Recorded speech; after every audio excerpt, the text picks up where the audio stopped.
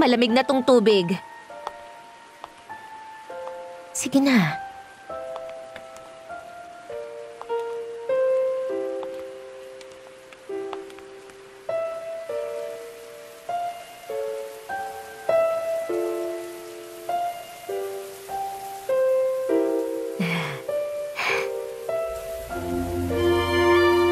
Sige na, tanggalin mo na yung madumi mong damit at maligo ka na. Halika, tulungan kita.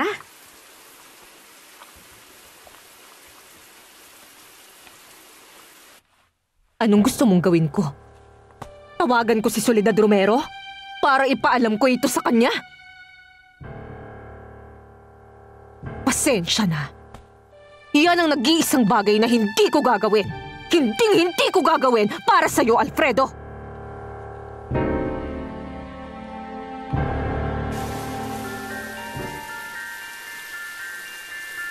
Gumamit ka ng sabon, Iha.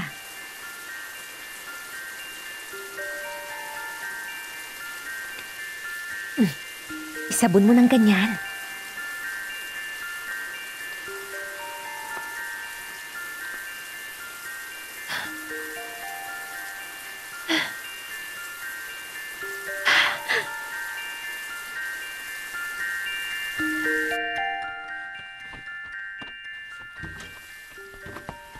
Senyor, naliligo na po siya. Mabuti naman, Socorrito. Tulungan mo siya magbihis pagkatapos niya. Sige po, senyor.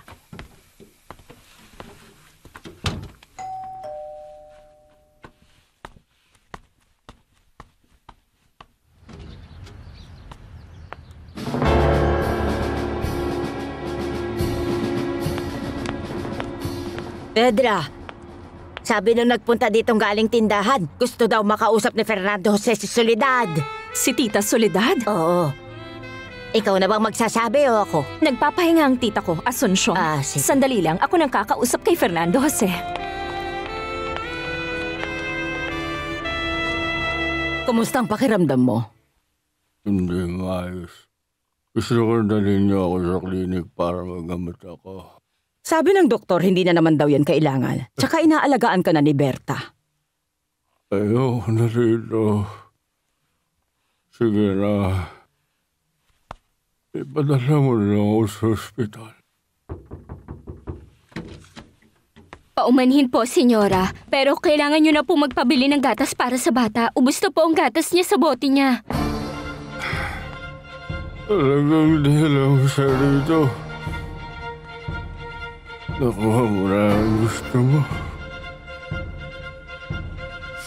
Bakit ba, Valeria? Bakit? Hello? Soledad, tumawag ako sa apartment pero walang sumasagot. Akala ko nandun ka kasama ang pamilya mo. Hindi to si Soledad, Fernando Jose.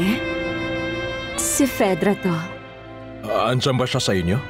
Nasa tenement pero hindi para bumisita. Pumunta siya dito para dito na uli sa amin tumira. Bakit? Nalulungkot ba siya sa apartment kasama ang anak ko? Hindi. Dahil wala na sa kanya ang anak niyo ni Rosalinda. Anong ibig mong sabihin, Fedra? Kinuha na siya ng mama mo.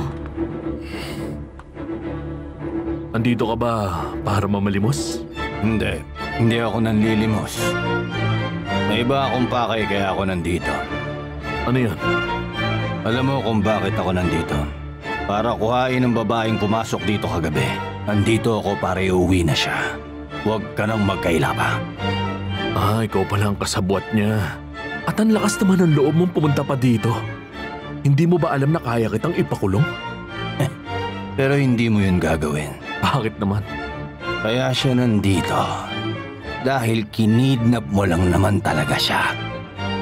Makinig ka. Umalis ka na lang dito. O gusto mo ipagtabuyan pa kita? Alam kong nandito ang anak ko. Anak mo? Isang magnanakaw? Umalis ka na! Wala dito ang anak mo! Talaga ba? Kung ganon, sino ang babaeng yon?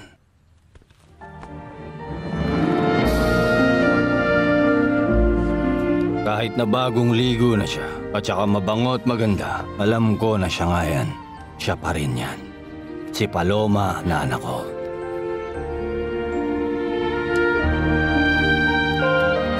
Pumunta ka ngayon sa bahay. Sabihin mo sa kanya na gusto kong maiwan yung anak ko kay Soledad at ibigay niya agad sa'yo. Hindi yun magiging ganun kadali, Fernando Jose. Nasa panig ng mama mo ang batas. Anong sinasabi mo, Fedra? Nagdala kasi siya ng warrant para makuha niya ang bata kay Tita Soledad. At dahil sa batas natin, nabigyan siya ng karapatan. At alam mo naman, di ba, na ex-convict si Tita Soledad. Hindi ako makapaniwala na magagawa yun ni Mama. Ikaw lang talaga makakapigil sa mama mo at alam mo yan, Fernando Jose. Ikaw lang talaga, ikaw. Sabihin mo kay Berta, bigyan ka ng pera para bumili ng gatas para sa bata. Bilisan mo. Opo, senyora. Merong tamang taong nag-aalaga sa bata, Alfredo. At dahil wala sa Mexico yung papa niya, nararapat lamang na dito siya sa atin tumira at hindi sa mamamatay tao na yon. Napakasama ng ginawa mo. Kailangan ng bata ang pagmamahal na siguradong hindi niya mararamdaman dito. Hindi dito sa pamamahay na to. Hay naku, tumahimik ka na nga dyan. Gusto kong lumaki ang bata ng isang Altamirano del Castillo. At dito siya dapat tumira. May pinabala ka masama. Sobrang sama. Sobrang sama mo. Pinapahirapan mo lamang ang sarili mo. Napakasama mo, Valeria. Napakasama mo. Isipin mo na ang gusto mong isipin. Mas mabuti pa siguro na dalhin ka na sa klinika ni Dr. Riverol. Pero alam mo bang napakaganda mo ngayon, Paloma? Pero di ko gusto yung ganyang kakalinis. Kailangan kita ulit dumihan. Hindi mo siya makukuha. Siyempre makukuha ko siya! Gusto mo bumalik sa kanya? Wala kang utang na loob! Ito na ang buhay ni Paloma, gaya ng tawag mo sa kanya. Ayaw mo ba nun? Makukuha niya na sa wakas ang lahat ng gusto niya. Hindi niya kailangan ng kahit na ano. May buhay siya at saka pinapakain ko naman siya. Kaya kukunin ko na siya ngayon! Okay! Kung ganun pala, tatawag na ako ng mga pulis. Wag. Ano na pala ang plano mo ngayon? Gagawa na ako ng kasulatan para makuha mo na pabalik ang anak ko. Huwag kang mag-alala. Ako na ang bahalang kuhanin siya sa mama mo. Kumusta naman yung tour mo dyan? Maayos naman, Fedra. Naging successful naman. Kung may mga lumalabas na balita sa mga newspaper, ipadala mo sa akin. Gusto ko lang malaman yung mga achievement mo. At saka, hindi ka pa ba nai-in-love ulit dyan? Wala pa akong planong ma-in-love, Fedra. Balang araw, may in-love ka rin. Hindi muna sa ngayon. Matututo ka na magmahal ulit, Fernando Jose. Magmamahal ka rin. Sasabihin namin ang lahat na nangyari kagabi sa mga pulis. Hindi mo yan kayang gawin. Siyempre, kaya ko! Binalak mo pang magnakaw dito. Nako, huwag naman ganito. Hindi naman kami magnanakaw. Sinabi ko lang naman na wala sa tamang pag-iisip si Paloma. Oo, mahilig yung tumakas at pumasok sa bahay ng ibang tao sa 10 oras ng gabi. Hindi mo ba napapansin na baliw siya? Sa tingin ko hindi, kaya umalis ka na. At paano naman si Paloma? Dito na siya titira. Magkakaroon na siya ng magandang buhay dito sa bahay. At kung may sakit siya, kaya ko siyang dalhin sa mga doktor para gamutin siya. Pero hindi na maghihirap si Paloma ngayon. At saka dahil ikaw ang tatay niya, bibigyan kita ng allowance. Kaya umalis ka na. Marami pa akong gagawin. Pero kasi Paloma!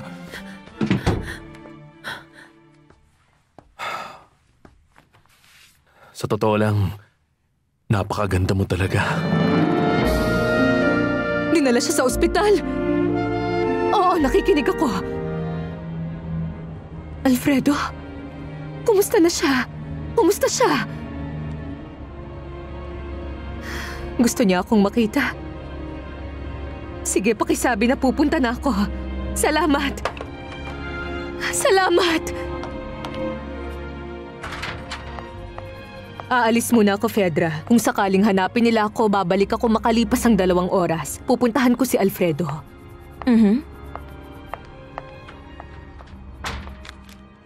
Hi, I'm Dana. I'm a filmmaker. Come with me to create an entire movie poster mock-up.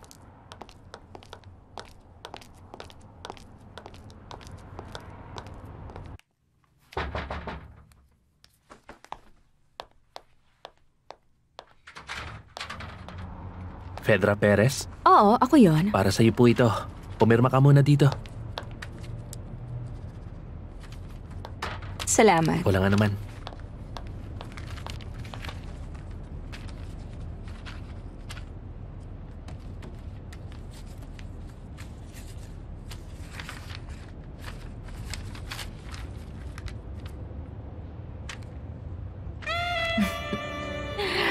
Tingnan natin kung hindi ibigay ng mayamang babae na yon yung anak ng magiging asawa ko.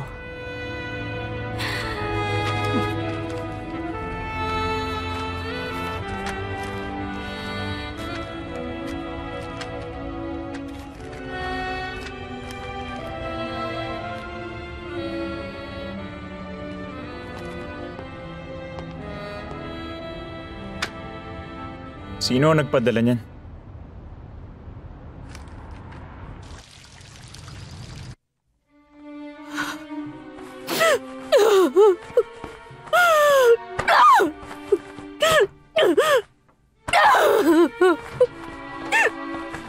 Ano namang drama yan, Berta? Nakikita mo naman! Nagpapalit ako ng kobrekama! Wala na siya rito! Nakuha mo na ang gusto mo dahil pinadala mo siya sa ospital! Galing to kay Fernando Jose.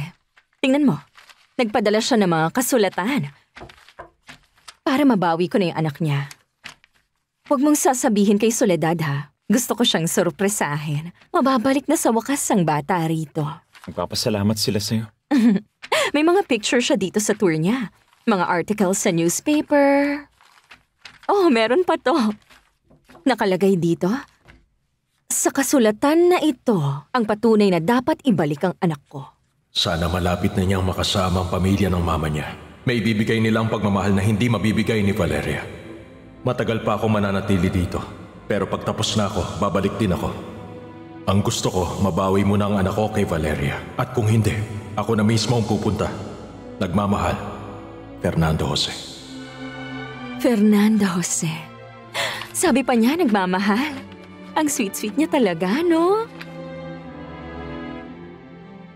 Ano na naman ba yung kadramahan mo dyan, Berta?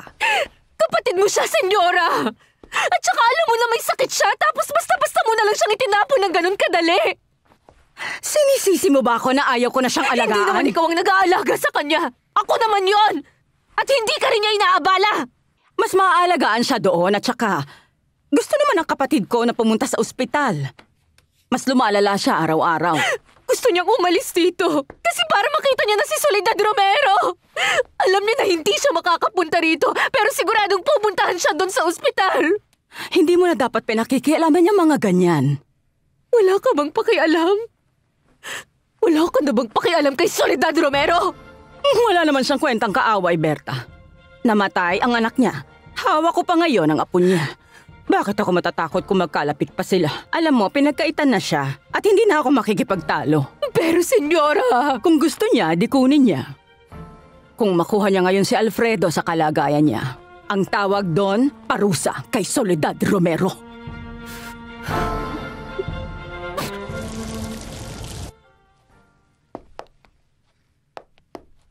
Mas mabuti nang hayaan siya makapagpahinga ngayon ng maayos.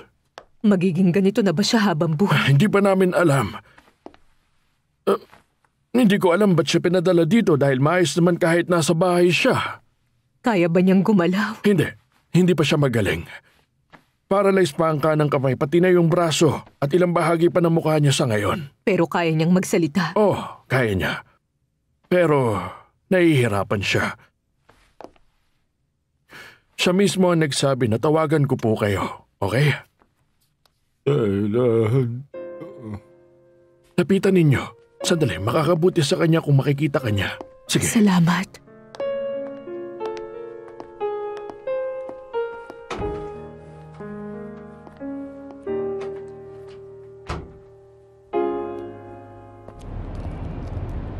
Ano bang problema, Beto? Bakit ang tahimik mo ngayon? Umaasa na naman ako. Matagal kitang pinapakiusapan na kausapin mo ang mama mo. Hindi mo na mahal ko. Ayaw mo naman pala akong pakasalan. Alam mo, diretsuhin mo na lang kasi ako. Huwag mong sabihin yan. Alam mo naman kung gaano kita kamahal, di ba? Kung ganun, bakit ba ayaw mong ayusin to? Ayoko nang patagalin to. Kaya ko nang kausapin ng mama mo at saka kaya kong makiusap. Ikaw magdesisyon.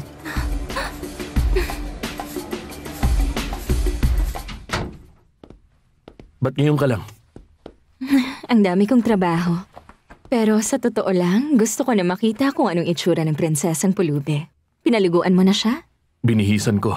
At saka, magugulat ka talaga. Halika, tara na.